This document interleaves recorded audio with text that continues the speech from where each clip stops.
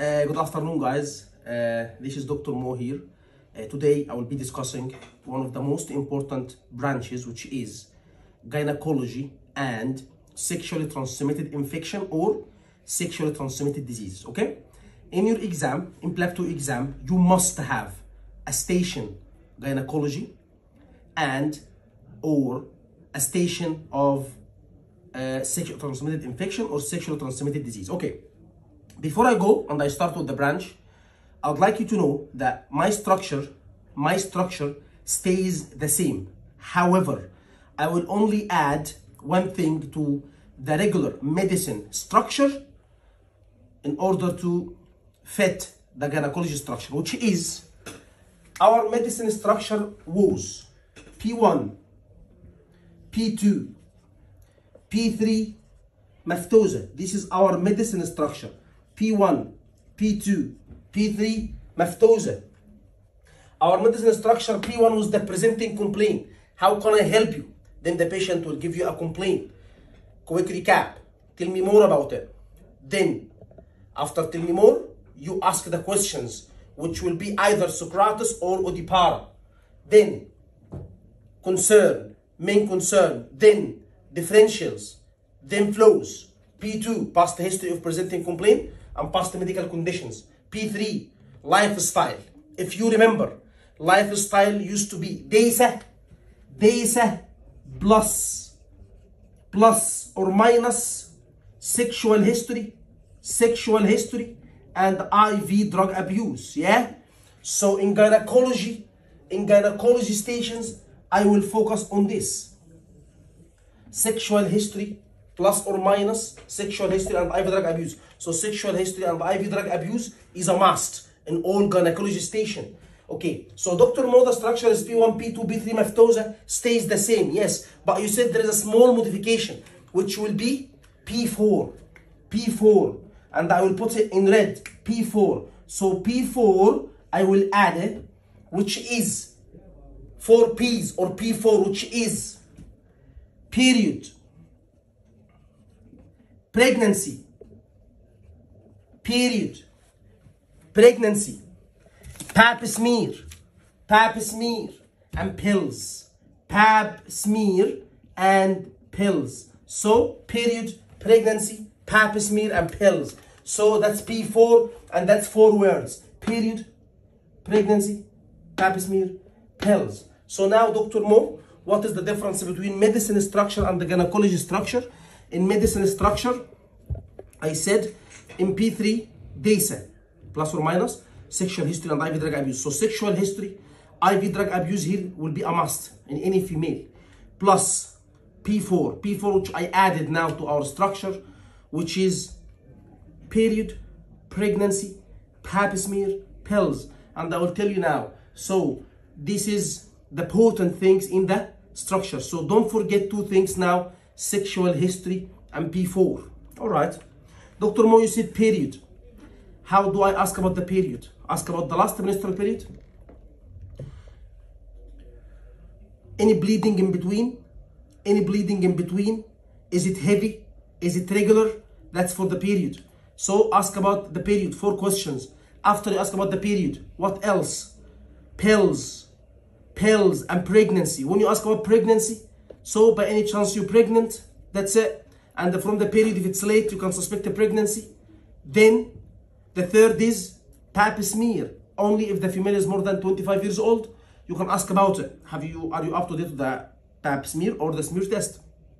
Then pills. If she's sexually active, try to ask about method of contraception. Are you in any contraception, or are you using the pill to prevent pregnancy? So that's the pill. So 4 questions in P4 plus sexual history. In sexual history, it's very important to ask about sexual history in details. How? Sexual history in details. Are you sexually active? Then the second question. Do you practice safe sex? By that, I mean, do you use condom? Okay? Do you have a stable partner? And if she said no, ask about other partners. And when you ask about partners, you need partners for 6 months if you're suspecting a case of STI. So only you ask within 6 months, period. Okay. And you ask more questions in sexual history, like the preference, like if they have an NL6, if it's an HIV case, and IV drug abuse is a question as well. Okay, so that's the potent thing in gynecology: sexual history, IV drug abuse, P4, and everything else stays the same. However, I want you to focus that I will bring P4 early, and I will show you when I start the stations how I bring P4 early. P4 early. Early why? Because a female might come to you with pain in the abdomen and you are suspecting ectopic, so then you will bring P4 early, which is period, pregnancy, pills early. So P4 in gynecology will be your P1 in most cases. All right. So, and one thing I want to add, if you have a female who's coming with discharge from the front passage, that's her presenting complaint, do not forget to explore discharge with using the term track. So whenever there is a female who's coming with presenting complaint of discharge, I will use track. What is track? Track is the term that I will use to explore the presenting complaint if it is discharge. T for timing, when. R for, and T for timing, and it could be for trauma as well. Okay, and what I mean by trauma is procedure. So T for timing and trauma. And trauma could be for procedure if the female had any procedure to the front passage. R for relation. Is it related to anything specific in particular? A, amount. C, color. And you can say nature, and you can say does it have any blood on it. So track for discharge if the presenting complaint is discharge. Okay, so I will take all of this now and I will start discussing the cases one by one. And as I mentioned to you, I will always follow the structure, which is P1, P2, P3, P4, maftosa. I would like to remind you, if the presenting complaint is related to period, pregnancy, sexual history, that will come as P1. That will come early. Number one. I would like to remind you, how many differentials should we take, Dr. Mo? Maximum 4. I would like to remind, so maximum 4 differential. Go back to day 1 in the medicine, and do you remember? In differentials, I need 4 differentials. 4 differentials. And I would like to remind you that your history should be short focused. What do you mean, Dr. Mo? In P3, if a female is coming with discharge, you don't need diet, you don't need exercise, but you need smoking and alcohol, because smoking is a risk factor for cancer, cervical cancer, for example. So you don't need diet, you don't need exercise. So I'd like to remind you, be focused, be relevant, short history, only 4 differentials, and diet is not important, exercise is not important if it's not related to the case. So the first case I will start with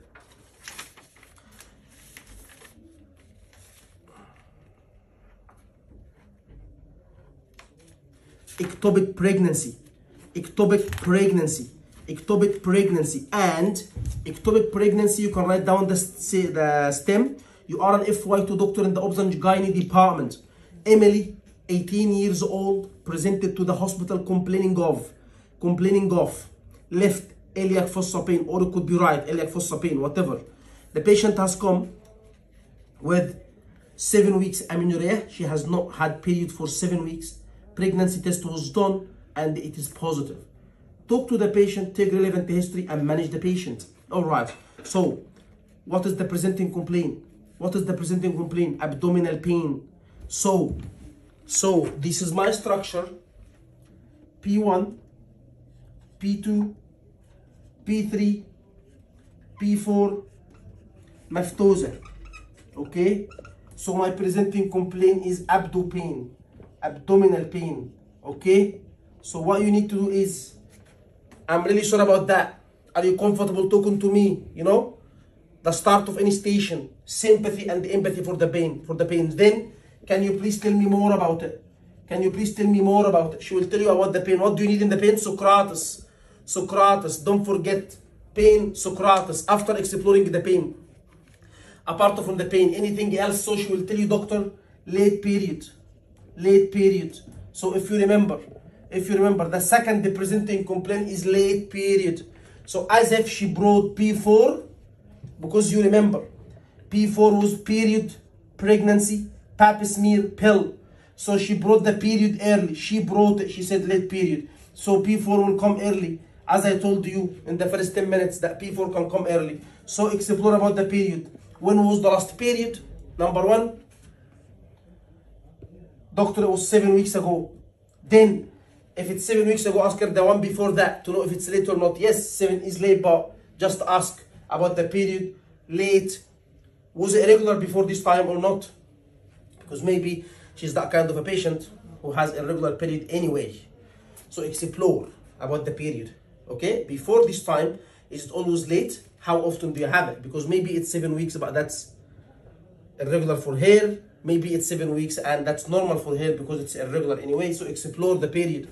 And as I told you, it's P4, period, pregnancy, pap smear, pill. So when you bring it early, I will also ask about pregnancy. By any chance you're pregnant? Yes, doctor, or whatever. Then when you ask about the abdo pain and the period, she will give you the hint of, yes, she is sexually active. So you remember, P3, I said P3 is DESA, plus or minus sexual history and IV drug abuse. So sexual history will come early. So I will ask must about sexual history. Are you sexually active? Do you practice safe sex? By that I mean use the condom. Okay?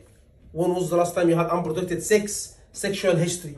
So after exploring the pain, period, sexual history, then you need, as I told you from day one, in day one, I told you, we are here not only to diagnose, but also to find the risk factor and the complication for the case.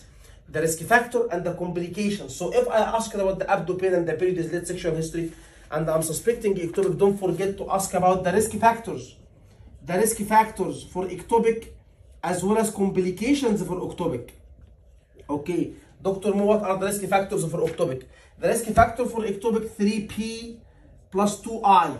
3Ps and 2I, yes, risk factor.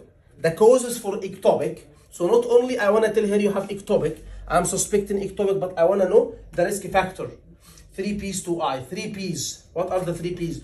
Any previous previous ectopic. Any previous procedure. So previous ectopic, previous procedure, and PID. Okay? 3Ps. 2I. IUD and medication that they use it for fertility. So infertility medication and IUD. These are risk factors for ectopic. Plus complication. If a patient is coming with ectopic, it can be complicated. What are the complications of ectopic? Rupture ectopic. So I will ask her about dizzy. If she feels dizzy, any dizziness, lightheadedness, or do you feel that you are about to faint? Okay? And always ask about bleeding from the front passage. Alright, so now I have asked the presenting complaints, the risk factor, complications for my condition, which is ectopic, that I'm suspecting. So don't forget to ask some DDs, because we said P1 presenting complaints, and because I'm suspecting ectopic, ask about the risk factor and the complication, because I said we are not only here to diagnose, but we are also here to find the reason why she's having the condition and the complication. So I need few differentials. How many maximum? 3. Maximum 3 differentials. For what? For the abdo pain. Vomiting, diarrhea, any vomiting, any diarrhea, any fever. So few differentials for abdo pain. Any pain while passing urine, and that's it, maximum. So GIT symptoms, urine symptoms, and that's it. Pain while passing urine, change in the smell or the color of urine, blood while passing urine, and you can ask about vomiting, diarrhea, and that's it. Alright, after that, what's your main worry? What's your main concern? As we know, after that P2, have you had similar pain before? Any medical condition? Quickly. After that P3. So P2 is done. P3 is DESA. Diet is not important. Exercise is not important. You can ask about smoking and alcohol. Yes. But very important, the sexual history, which you asked early. P4 already asked early. And then maftosa. medications, are you on any medications, any allergy to anything, family history. Okay, travel you don't need, occupation you don't need, social, yes you need, because she's 18 years old, who do you live with, and be careful because if she's less than 18, if she's 14, with abdominal pain, you need to ask about the partner because the age of the partner must be asked if she is less than 16. That's it. And the last A is anything else you'd like me to say. So I walked you through now how to use my structure in the ectopic, because the following cases, I'm just gonna go ahead with the case. But that's what we're gonna do. P1, P2, P3 maftosa, P4 maftosa. P4 can come early if the presenting complaint is one of the P4. P3, diet is not important, exercise is not important, smoking alcohol important, sexual history all the time important, and that's it. Differentials maximum 3. And when you are diagnosing a condition, you need to think of any risk factors or any complication of the condition. All right. So that's ectopic. So what are the symptoms? Now I'm gonna walk you through the positive symptoms. Number 1, missed period, signs of pregnancy, tummy pain on one side, bleeding from the front passage, and that pain could refer to the tip of the shoulder. Okay, red flags, as we said, dizziness, looking pale, about to faint. Okay, on examination, right iliac fossa tenderness, and be careful because this case sometimes it comes as combined. Combined means sometimes they ask you to examine the abdomen. Okay, so in that case, you will examine the abdomen and you'll be giving tenderness. Okay, now make sure you ask a question that's very important. Is it planned, the pregnancy or not? So in history, I need to ask, is it planned or not? Why? Because if I'm suspecting ectopic, what is the fate of the pregnancy? The pregnancy will end if I'm suspecting ectopic. So it is either a breaking bad news, because if she's not expecting it, if it was planned, but if it was not planned and maybe she's not going to be happy with the pregnancy, it's not going to be as bad. I'm not going to be happy, but it's not going to be as bad as if it's expected or planned. So be careful. In the history, ask about, is it planned? Was it planned, the pregnancy? So now we're going to say provisional diagnosis. Provisional diagnosis, unfortunately, the fetus or the developing embryo cannot continue. Why, doctor? Because the pregnancy is in the tube rather than the womb. So that will lead to life-threatening condition for you, and the pregnancy cannot continue. Okay, so now management. Number 1, admit, very important. Admit, very important. They are on obs and gynae, you don't need to refer. Admit. Number 2, talk to senior. Number 3, investigations. Investigations are very, very, very, very important. As we know, blood, urine, stool image. Blood is a must. Okay, HCG, the pregnancy hormone. HCG, pregnancy hormone. Pregnancy hormone is very important in the blood, plus everything else, infection marker, full blood count in order to know if there's anemia or not. Okay, urine, yes, you need to urine. Okay, and urine again for diagnostic, urine for diagnostic and pregnancy test. But it was done in the question that pregnancy test was done, urine test, so you don't need to do it. Stool, no need for stool. And then ultrasound, you need a scan. Ultrasound scan. Okay, so blood test mainly HCG and ultrasound scan. And be careful because in the management, don't forget that step 4 is symptomatic. Why did she come to the hospital with pain? So painkiller, don't forget painkiller. And management is simply monitoring the HCG. We will monitor the HCG, the pregnancy hormone. If it's decreasing, do nothing. If it's increasing, we'll give her medication called the methotrexate. So if it's increasing, we'll give her medication called the methotrexate. And the methotrexate that will be given, okay, it will be given to stop the pregnancy from growing. And then again, monitor the HCG. After the methotrexate, if it's still increasing, then surgery, keyhole versus open surgery. If the pregnancy hormone after the methotrexate is decreasing, again, wait and watch. Okay, so That's it. And the methotrexate is single injection into the buttocks. All right.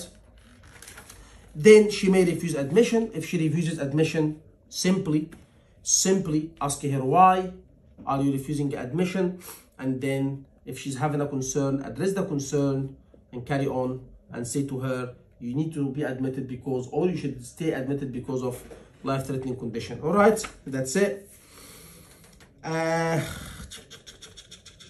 Okay. All right. Now, I will come to the second case, which is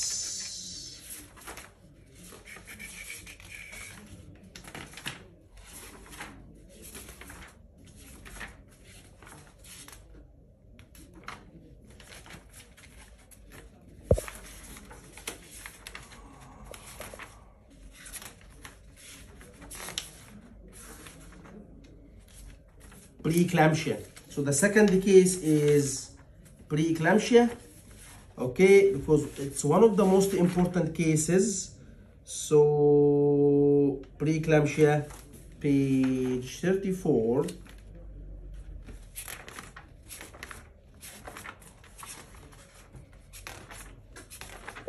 All right. So preeclampsia. I'll read the question to you. You are an FY to Dr. Obzangine. Layla, 29 years old, who is 36 weeks pregnant, has been referred to the hospital. The midwife has noticed two things. Blood pressure is high, 160/110, and protein in her urine. And she said that she must be reviewed by a doctor. So blood pressure is high. That's it. And she's 36 weeks pregnant. All right. So now I will go through the same structure and I will show you how we tackle it.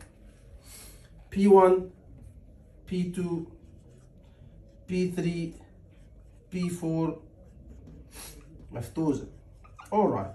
Be careful because she is 36 weeks pregnant. She is 36 weeks pregnant.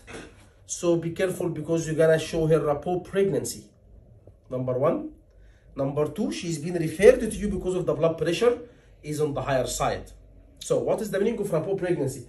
I can see from my note. First of all, I'm Dr. Fatih Al-Bab, one of the doctors here. Can you please confirm your full name and date of birth? Okay.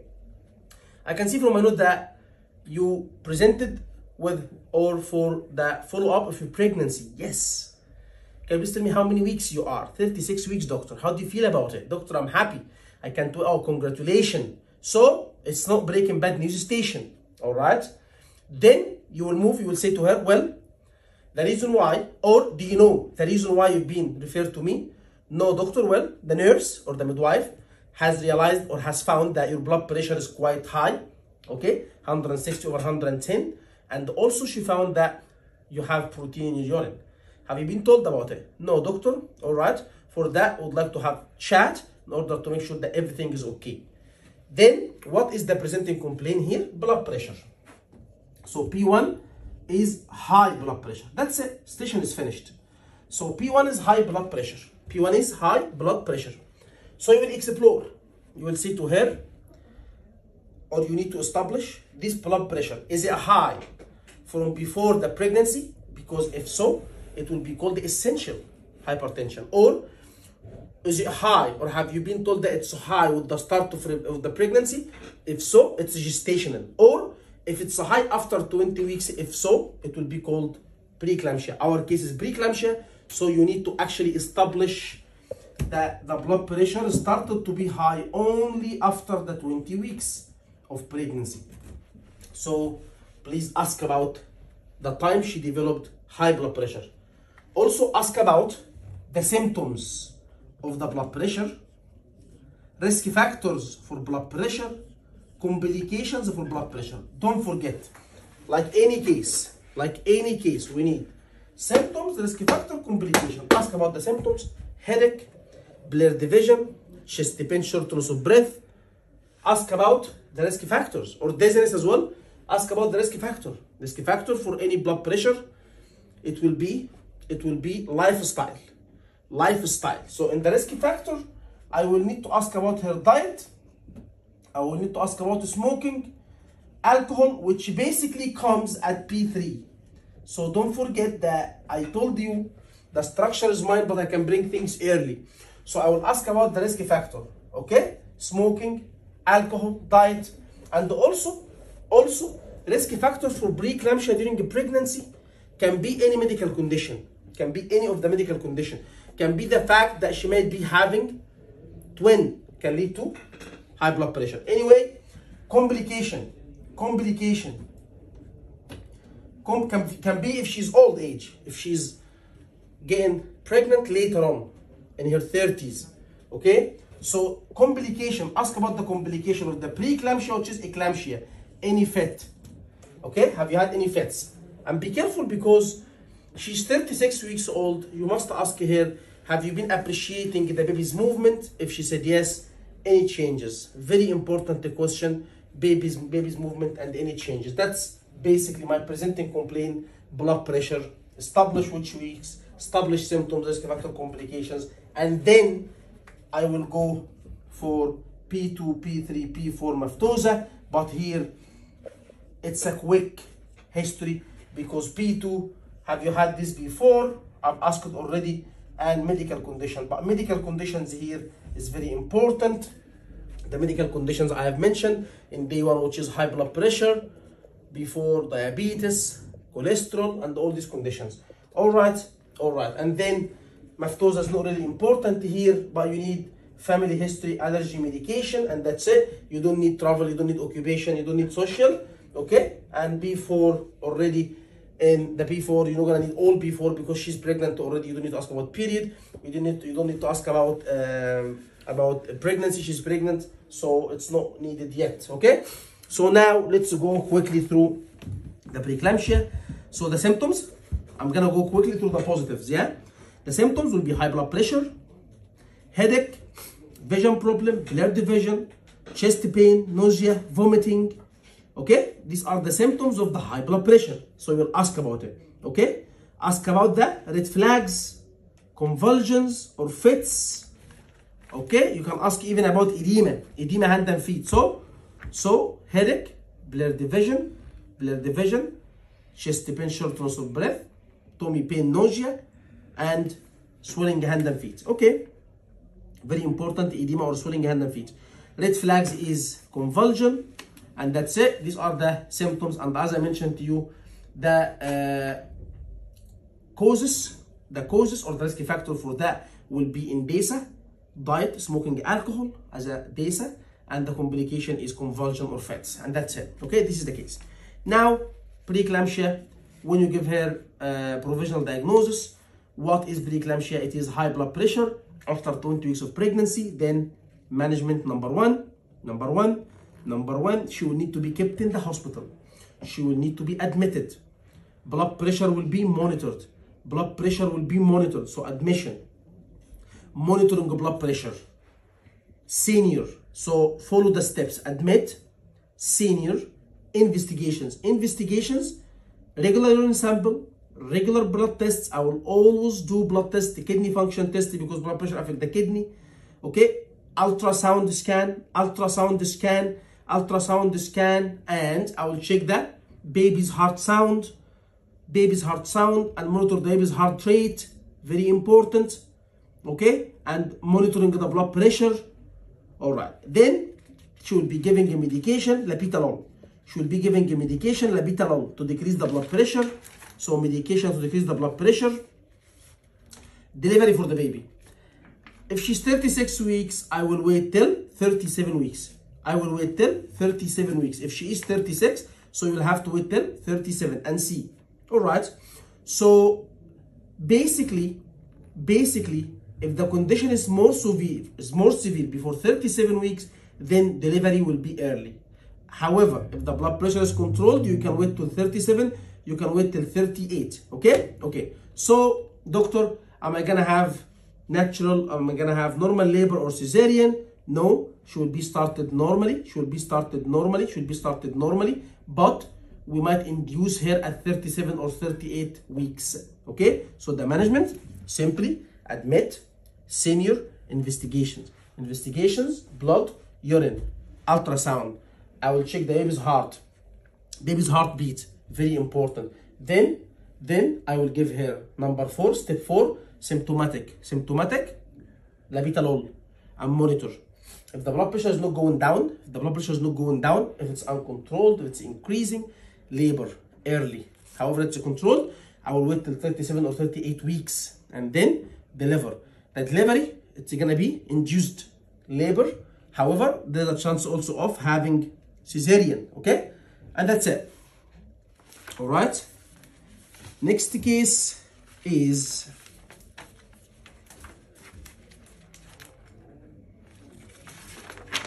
bacterial vaginosis,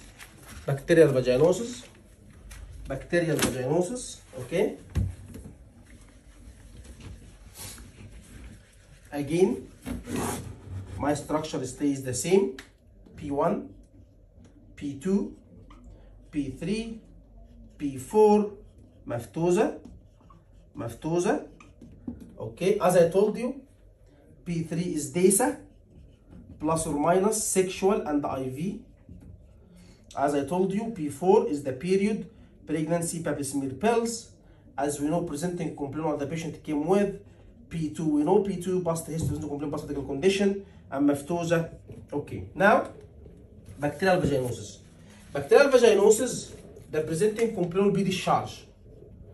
Don't forget, discharge. So be careful, because if the patient is coming with discharge, I said to you, what are we going to use? If the presenting complaint coming with discharge, tell me more, and then track. Use track. What is track? Timing, relation, or trauma. Is it related to anything specific in particular? Amount, color, and nature, and if there's any blood in it, okay? All right. I said to you the sexual and the P4 must. So, you are an F1 to doctor in the GP clinic, Isabel Clark, 34 years old. And be careful, because whenever there is a case of discharge, always don't forget sexual history, very important, yeah, sexual history. And always don't forget to ask about STI screening. Don't forget in these cases of any discharge to ask about STI screening. Have you had STI screening, HIV screening test, okay? So, you are an F1 doctor in the GP clinic, Isabel Clark, 34 years old, presented a week ago with vaginal discharge. Swab was taken, and it came positive for bacterial vaginosis. So, is that confirmed? Is that confirmed blood test, or is it new, Dr. Mo? It is confirmed. Swab was taken and it shows bacterial vaginosis. Do you need to take history? No. Which structure do you follow, Dr. Mo? Test result. Go to day 1, test result structure. So I will tell her, what brought you for this test from the first place? She will say, doctor, I had discharge. Explore the discharge. Any differential, Dr. Mo? No. Ask about the risk factors, complications, then explain the result, then manage. So this is my structure. So my structure is, the first part is what brought you to have this test from the first place. Easy. She will tell you, doctor, I had discharge. Explore about it. Explore about any other symptoms away from the discharge. No differential, because it is confirmed. Swab was taken. Ask about any risk factors. Ask about any complication. Then move on to the second part, which is explaining about the result. Explaining about the swab result. Then the third part is management. However, if the case is a patient who's coming with discharge, swab was not taken, swab was not done, no diagnosis, that's medicine, then I will use this structure. Okay? So, here, what are the symptoms? Positive symptoms for bacterial vaginosis. So, unusual vaginal discharge, fishy smell, strong fishy smell, particularly after sex. Okay? All right. Then a change to the color and the consistency of your discharge, such as grayish, whitish. Okay? Discharge. So you always, any female have discharge normally. So always ask her any unusual discharge. Any unusual discharge. Okay? Risk factors for bacterial vaginosis is basically the risk factors, sexual activity. So ask all the time about sexual history. Sexual history. the patient who, women who have not had sex can also get BV. That doesn't mean that it only comes to female who have sex, but sexual history is a factor. But it can come to patients who have not had sex, okay? Number 2, change partner, change partners, change partners. Number 3, IUD. Number 4, perfumed product. So as I told you, not only we are trying to diagnose, but also are trying to find out the reason why she's having it, to advise her about it. Okay? So again, bacterial vaginosis. Discharge that's fishy smell, strong fishy smell. Okay? Strong fishy smell. And by that, I told you it can come either confirmed after a swab, which I will follow one structure, which is blood test result, or medicine, which is I'm gonna deal with it as new station of discharge exploring. Risk factors must be asked. Sexual activity, change of partners, IUD, perfumed product. Okay, let's agree on this. Bacterial vaginosis is not an STI. Okay, even though it's triggered by sex, but it's not an STI. Okay, so if she asked you, it's not an STI. All right. On examination, you will verbalize examination. No problem. Okay.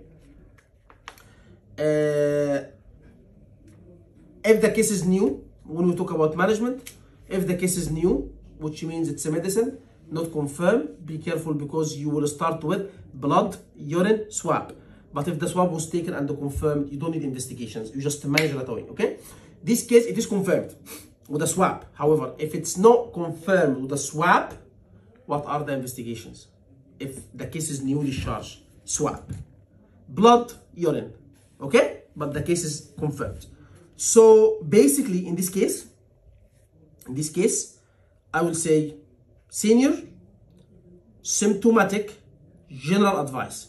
Symptomatic, which is bacterial vaginosis, is usually treated with antibiotics, tablets, or gel, or cream, okay? Okay, so if you have, again, bacterial vaginosis, the treatment, antibiotics, any form of antibiotics, tablet, gel, or cream, okay? But the advice is more important. What do you mean the advice? Advice here, do and don't. Do, use water and plain soap, no perfumed stuff, no perfumed product, okay? Have a shower instead of a bath.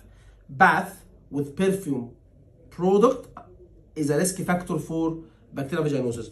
Don't, things that you shouldn't do. Do not use vaginal deodorant, vaginal douches, vaginal washes, okay? Do not put any antiseptic liquid in the bath. Actually, having a bubble bath is a risk factor.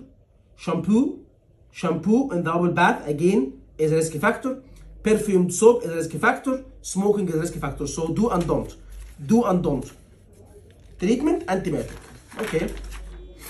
Next case is PID. Next case is, let's discuss gonorrhea. First. Gonorrhea.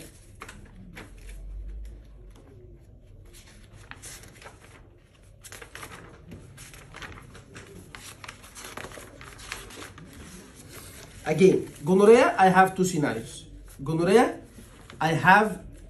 Okay? And by the way, with bacterial vaginosis, you should know that in the question,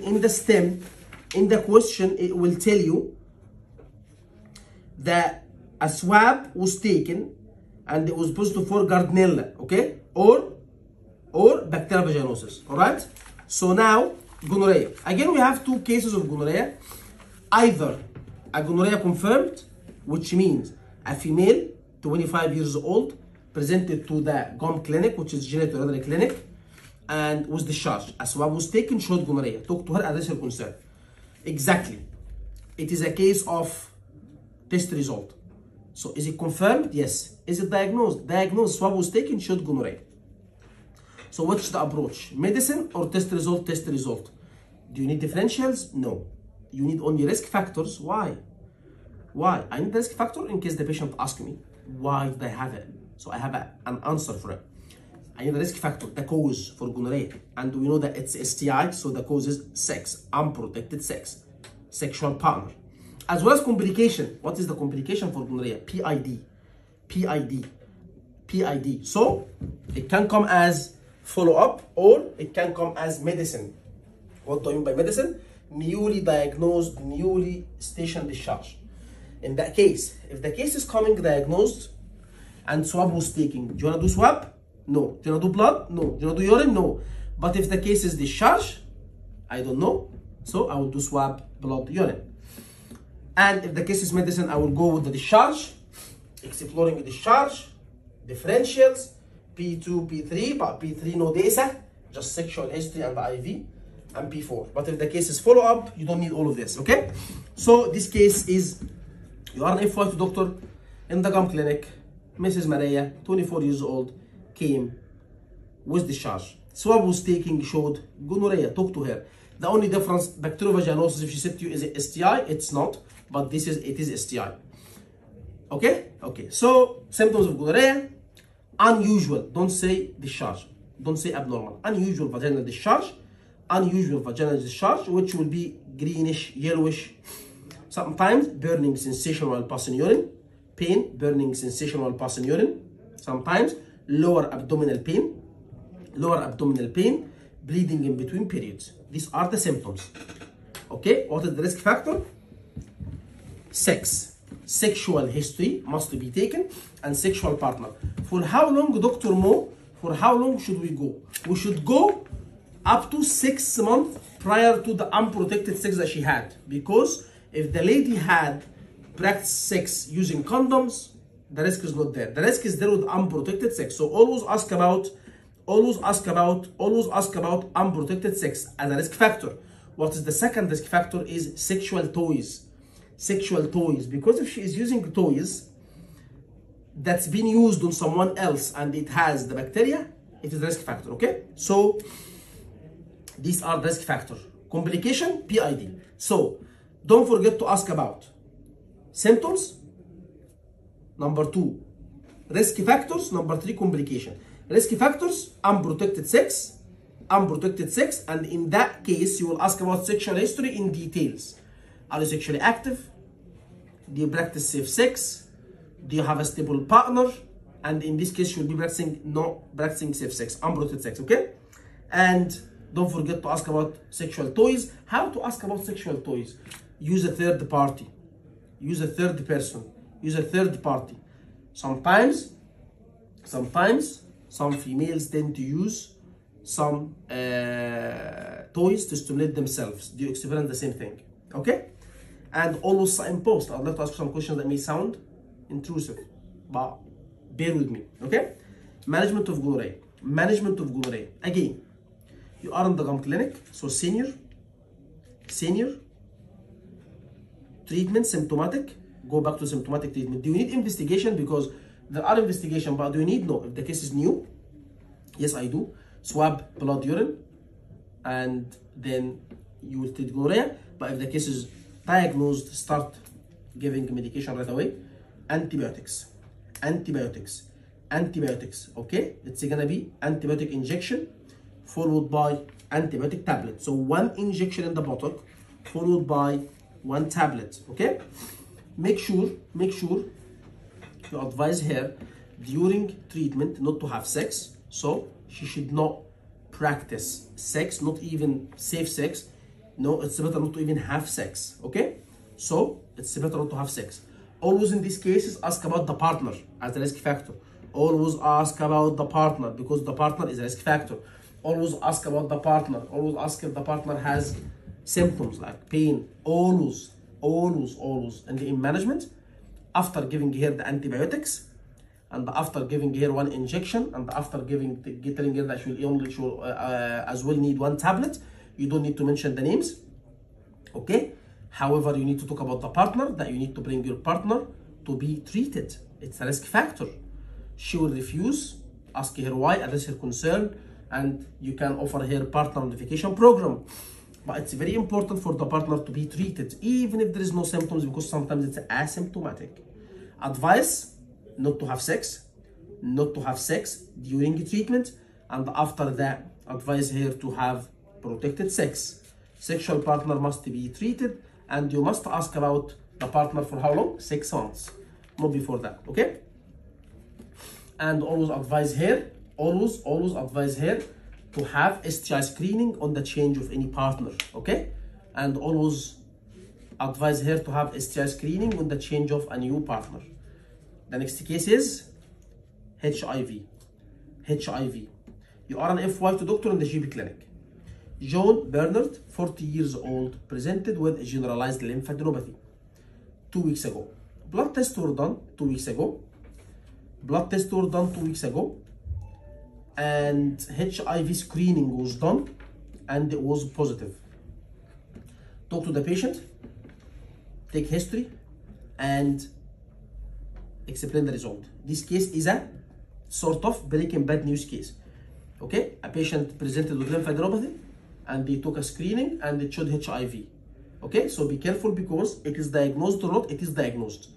Okay, again, I can have 2 scenarios. I can have a patient who's coming with lymphadenopathy, but no tests were done, no investigations, nothing. In that case, you will do investigations, which will be medicine case, lymphadenopathy. And I can have a patient who's coming lymphadenopathy and diagnosed case of HIV. In that case, you don't need differentials. You just need, again, risk factors, complications. Why? Because it's diagnosed, it's HIV diagnosed. So he will tell you, why am I having it? So you need to ask about the risk factor. And again, the risk factor for HIV is, it is sexual transmitted infection, so sexual history, unprotected sex. And in this case, HIV, you ask about anal sex. IV drug abuse is one of the risk factors.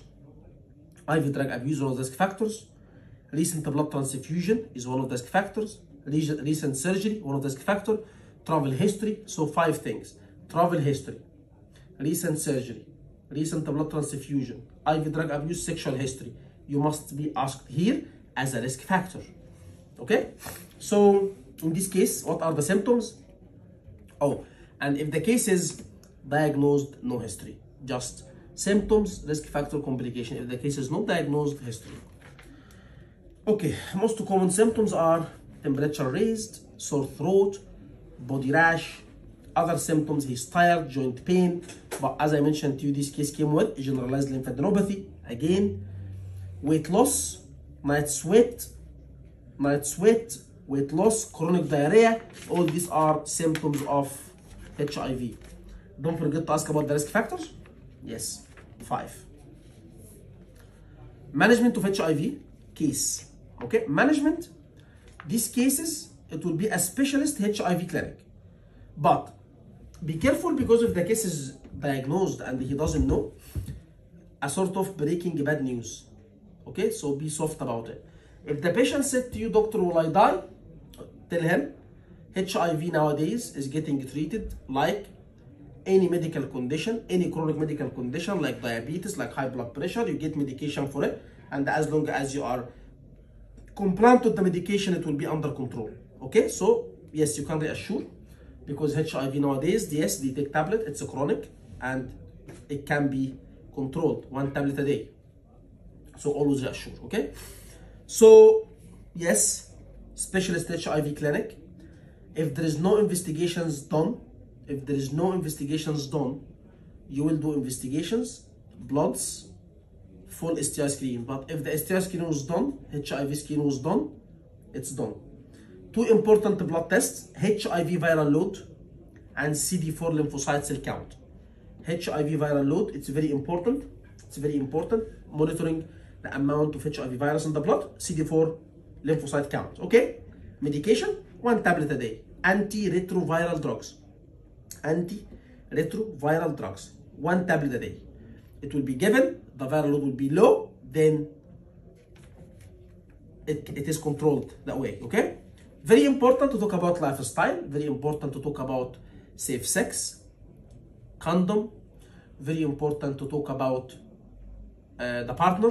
If the partner has any symptoms, very important to talk about that the partner needs to come and get investigations and managed. Very important, social or psychological support is very important. Informing the partner, the patient will refuse, ask why, he will give you a reason, address the concern for which he is refusing, and always tell him the risks of not telling the partner, and the partner needs to be told, and also people who are at risk. If this patient is going to surgery, he will the surgeons and the team will be told. If this patient is working in the military, again, so people at risk, so armed forces, military, all right? Okay, so now always advise them to basically on the all the time when we give the drug, the antiretroviral medication, okay, it is always you will check the viral load, and when it's very low, it's called undetectable. So always talk about the partner, always talk that the partner is to be managed, investigation for the partner, and safe sex, and always advise to inform if it's a military, if it's people at risk, if he's going for surgery, okay? And obviously not to do blood transfusion, okay? Okay. Syphilis, again, one of the sexual transmitted infection. Syphilis, the station is you are referred to doctor in the GP clinic. Jack, 24 years old, has come with a lesion in the skin, in his private part, ulcer, and basically talk to him and his concern. Again, what is the presenting complaint? Ulcer in his private part. So again, that will go quite with dermatology stations. When we have any lesion in the skin, we ask about since when. So what is the presenting complaint? Ulcer, lesion in the skin. Since when? How did it start? Site, change in site, it's the penis, for example. Anywhere else. Size, any change in size. Shape, any change in shape. Is it itchy? Any bleeding? Any discharge? These are questions for any lesion. So any lesion, since when? How did it start? Site, it's the penis. Anywhere else. Size, change in size. Color, any change in color. Is it itchy? Is it painful? Any bleeding? Any discharge? Any fever? Okay? With any ulcer. In this case, it will be small, painless ulcer. Small, single, painless ulcer. Okay? It's called chunker. So small, painless, single ulcer. All right. So it will be on the penis or vagina or around the anus. Okay? The genitals. All right? That's it. Sometimes they come with lymphadenopathy, swollen glands, neck, under the armpits and groin. On examination, we'll be giving a picture. On examination, we'll be giving a picture of the ulcer. Management of syphilis, again, referral to the gum clinic. Step 2, senior. Step 3, because this case is not diagnosed. As I told you, the presenting complaint is ulcer. So not diagnosed. So investigations, and be careful, because whenever the patient has ulcer, I follow the same instruction. P1 is ulcer. We explore the presenting complaint, and because it's not diagnosed, all the time in syphilis, ask about sexual history, ask about STI screening, ask about, because it's a male, yeah, ask about STI screening, ask about sexual history, ask flows. Okay? Now, investigations, blood test, swab from the ulcer,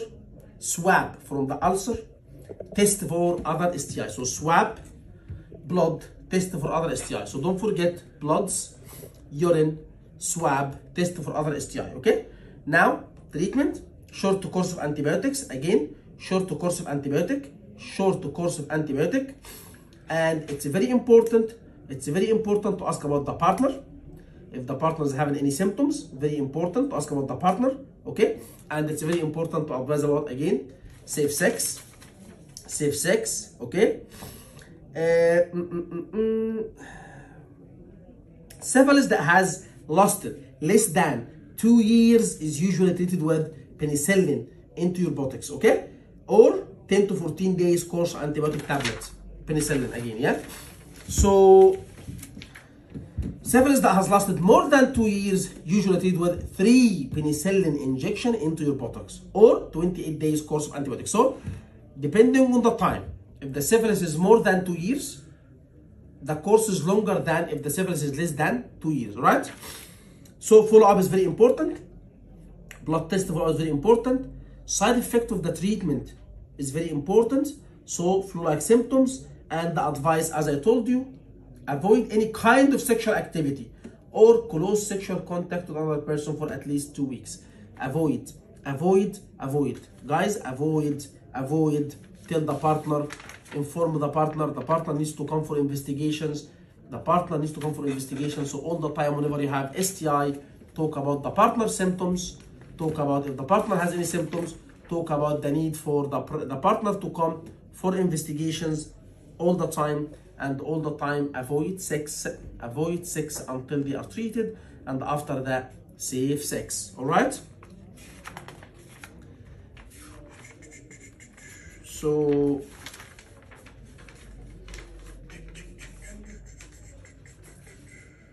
okay, we need now to discuss pelvic inflammatory disease. Pelvic inflammatory disease, PID.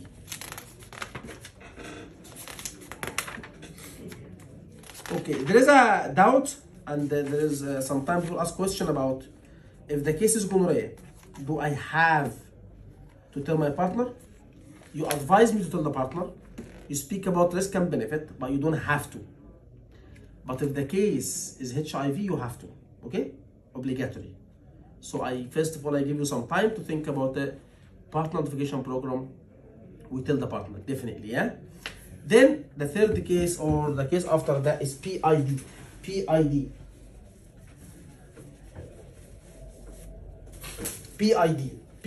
pelvic inflammatory disease. PID, pelvic inflammatory disease.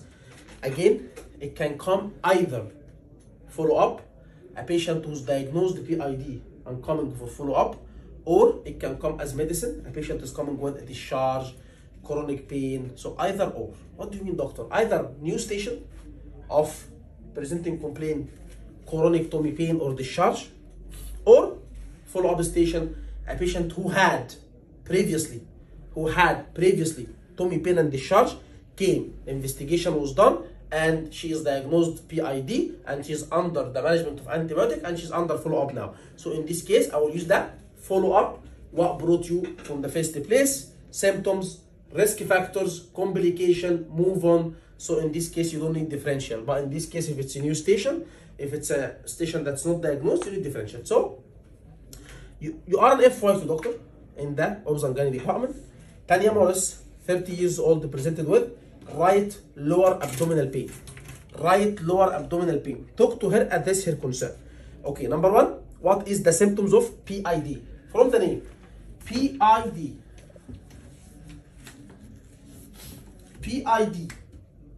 What is the first letter? P. So pain during everything. Chronic tummy pain during sex, pain during period, pain during passing urine. It is chronic pain. So symptoms, pain. So when the patient comes to you, new station pain, explore the pain Socrates. Apart from the pain, anything else, she will give you discharge, explore track.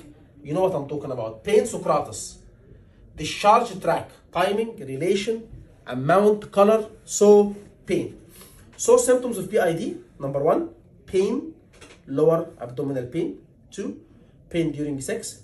3, pain while passing urine. 4, pain during the period, and then bleeding in between period, painful period, heavy period, all this PID. Okay? Again, am I here to diagnose only or to know about risk factors? Risk factor. So if the case is pain, abdominal pain, after you ask about the other symptoms, what are my differentials? If it's a new case, no follow-up. My differential again, tummy pain, vomiting, diarrhea, constipation, fever, fair enough. Okay? But because PID, don't forget sexual history,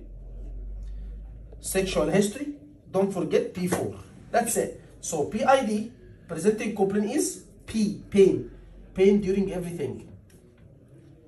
Explore it. Apart from the pain, anything else? No, doctor. Risk factors we need. Risk factors we need. Don't forget pain. So ask about differential, vomiting, diarrhea, constipation, fever. Okay? Then sexual history is a must. P4 is a must. What is P4? Period, pregnancy, pap smear, pill. Okay? We spoke about the symptoms. What are the risk factors for PID? What are the risk factors for PID? The first risk factor for PID is previous STI. So if the patient has had STI before and it's not managed well, it can complicate onto PID. So always ask about previous STI. The second is IUD. The third, procedures. Like if she had an abortion, she can have PID. So procedure, ask her, have you had any procedure to the front passage? Previous STI, previous STI, previous STI, previous STI, and untreated previous STI, yeah? So IUD is one of the risk factors. So 3 things. You must verbalize examination. And always ask about sexual history, all the time. Sexual history. And be careful because the risk factor, not all of it because of STI, we said some of it. So STI not treated properly can be a risk factor for PID. However, other causes, IUD, procedure through the front passage, instrumentation, anything that causes trauma. So if she said to you, doctor, is it because of my partner is cheating on me? It's not for me to answer. However, PID only 25% of the cases can be caused by untreated STI. However, there are other causes like previous procedure, instrumentation, and this and that. Complication of PID, because I said to you, with any case, not only you need the symptoms, but also you need the risk factors and the complication. Complication of PID can lead to infertility if it's not treated, can lead to miscarriage if it's not treated, can lead to chronic abdominal pain if it's not treated, can lead to abscess. Okay? So, can lead to infertility, miscarriage, can lead to abscess, can lead to chronic pain. So these are the complications. So management of PID, again, talk to senior, yes. Investigation, as if it's a new case. Swab, blood, urine, swab, transvaginal ultrasound scan. So, talk to senior, yes. Investigations, yes. What are the investigations? Investigations are bloods, urine, and with urine dipstick, urine culture, blood, all the blood. You need STI screening, you need ultrasound, transvaginal ultrasound. Now, symptomatic treatment, yes, step 4.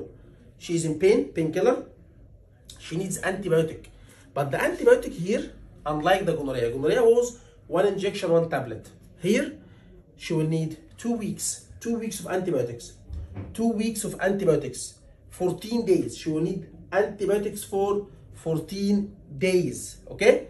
And in severe cases, she will be on a drip, intravenous. So painkiller, antibiotic for 14 days. She will need follow-up, yes, she will need follow-up. Follow-up, yes, she will need follow-up, yes, twice. One after 3 days and the second one after 2 weeks, okay? And you need to talk about the risk factors. So if this lady has IUD, it needs to be removed.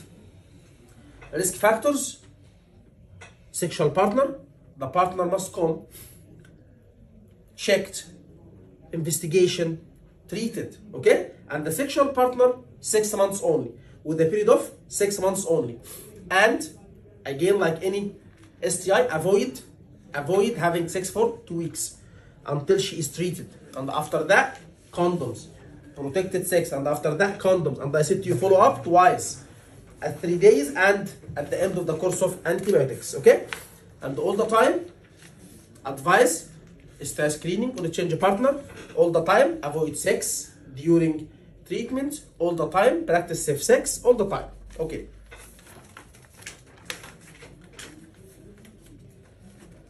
So safety netting always,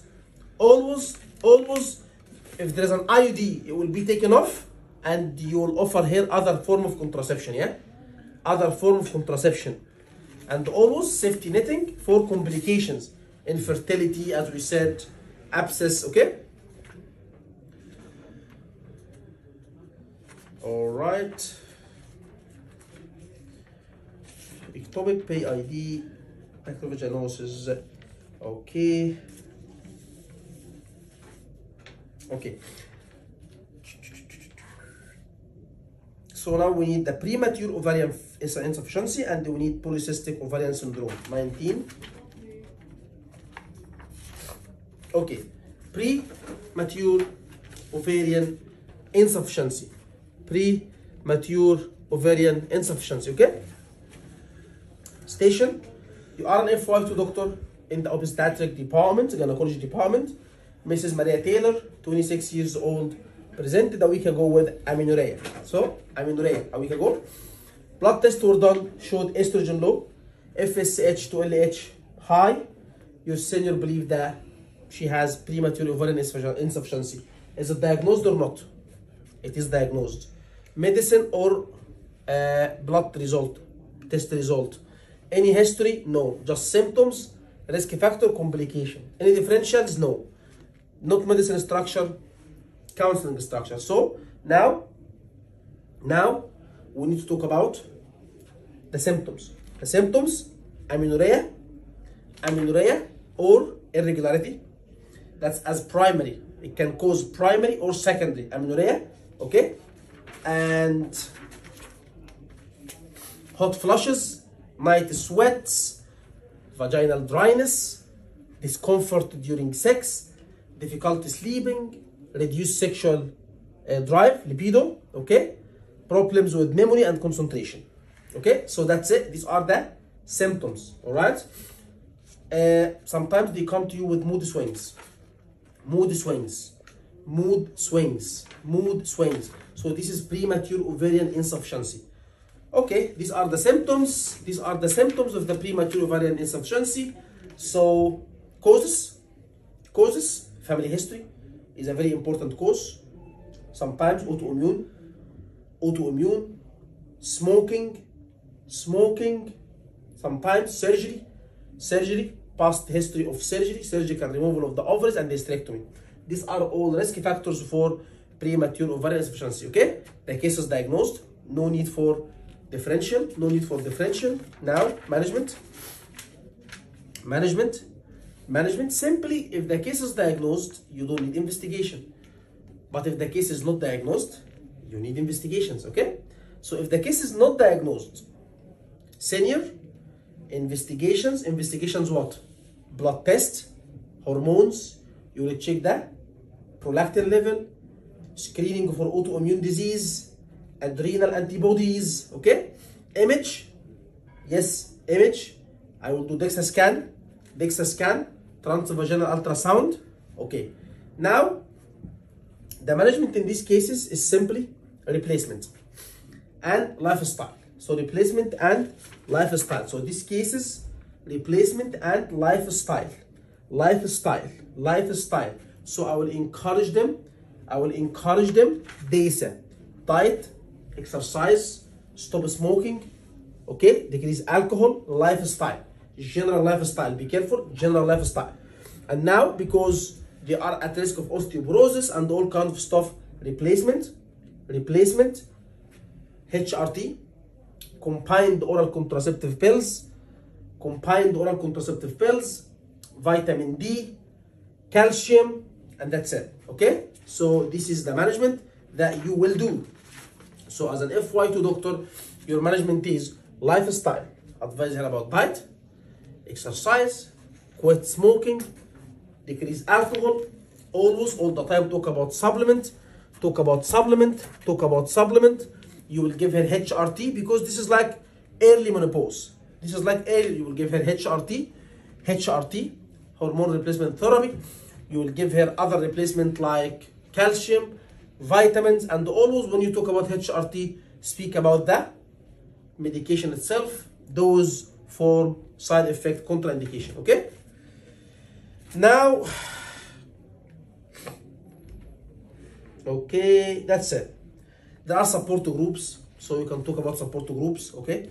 Counseling, all right? So many support groups in UK. So polycystic ovary. So polycystic ovary syndrome, PCOS. Again, this case is diagnosed. Diagnosed means it's a case of follow-up. Follow-up means it's a case of what brought you for this test, ask about the symptoms, risk factors, complications. Move on to the second part, is explaining the result management. Yeah, you are now first doctor in the GP clinic. Sandra Scott, 29 years old, presented a week ago with acne, irregular period. Blood tests were done, showed LH high, LH to FSH ratio 3:1, BMI is high, and FSH is normal, pregnancy test is negative. By the way, this case, the polycystic ovary, is a case of lifestyle. Nothing but lifestyle. What do you mean, Dr. Mo? Nothing but managing the lifestyle. That's it. Just to cut the story short. The case is diagnosed, yes. Blood tests are there. So in this case, it's just what brought you for the test from the first place. She will give you some symptoms. Explore the symptoms. After you explore the symptoms, ask about the risk factors and complication, and that's it. Move on to the second part, explaining the result, then management. Management is DESA, okay? DESA is the lifestyle. So what are the symptoms of the PCOS? So what brought you for these tests from the first place? She will give you some symptoms, explore them. What are the symptoms? Irregular period, sometimes no period at all. Difficulty in conceiving, difficulty in getting pregnant, excessive hair growth, hirsutism, weight gain, thinning of her hair, oily skin, acne, on examination, observation, and BMI. BMI will be high. That's it. Managing the PCOS. Management. As I told you, this is a case of lifestyle as your job. However, it will need referral. Refer where? Specialist, gynecologist, or endocrinologist. So it's a case of referral. So what you will do is DESA, and then you refer her to gynecologist or endocrinologist. Okay? Talk to senior, run investigations. If the investigations were not done, if it's a new case, okay, medicine case. But if investigations were done, you don't need to. But if there is no investigations, you need blood test, screen for diabetes, high cholesterol, because it's, again, they come together. You need ultrasound scan to check the ovaries. Sometimes when you check the ovaries, you see both ovaries for cysts. That's if it's not done. If it's done, it's done. Lifestyle, so that's what you need now. DESA. Talk about diet, healthy diet. Talk about exercise. She needs to lose weight. Balanced diet. Advice her about diet. Stop smoking. Decrease the amount of alcohol. So that's your job is DESA. Okay? Can she be given medications? Yes. Plenty of medications. Mainly contraceptive pills can be given to her, okay? Sometimes they do some methods, laser removal of the facial hair, if it's affecting hair, which will be and bothering hair, so laser removal, okay? Follow-up is needed, as I told you, very important in these cases, is lifestyle, which is your job, okay?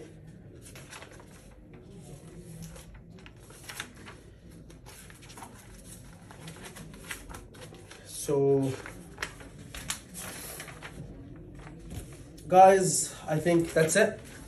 Thank you very much, and we're gonna be having a separate lecture about the contraceptive methods and emergency contraception, and the mother who wants you to tell her if her daughter came on or not. Okay? Thank you very much.